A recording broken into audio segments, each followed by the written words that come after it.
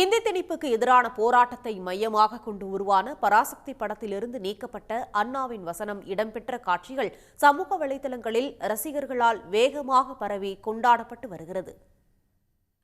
தமிழ்நாட்டில் 1965 நடந்த இந்தி திணிப்புக்கு எதிரான போராட்டத்தை மையமாக கொண்ட படமாக உருவாகி இருக்கிறது பராசக்தி திரைப்படம். தமிழ் உணர்வை கடத்திச் செல்லும் இப்படத்தின் கதைக்களமும் நடிகர்களின் நடிப்பும் ரசிகர்களிடம் பெரும் வரவேற்பை பெற்றுள்ளது.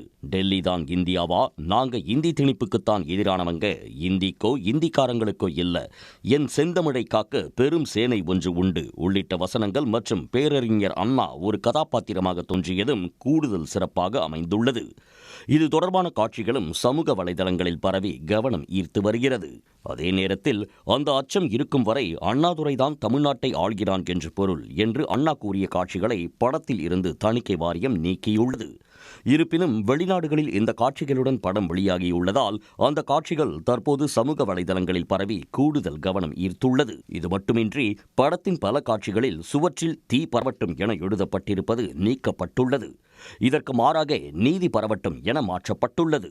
இருப்பினும் தீ பரவட்டும் என்ற ஹேஷ்டேக் சமூக வலைதளங்களில் ட்ரெண்டிங் ஆனது. இதேபோல் இந்தி என் கனவை அடித்தது, இந்தி அரக்கி என்ற வார்த்தைகளை தணிக்கை வாரியம் படத்தில் மாற்றிய போதும் சமூக வலைதளங்களில் பரவி இளைஞர்களின் பதிவாக மாறி வருகிறது. உடனுக்குடன் செய்திகளை தெரிந்து கொள்ள சன் நியூஸ் பெல் ஐகானை கிளிக் பண்ணுங்க.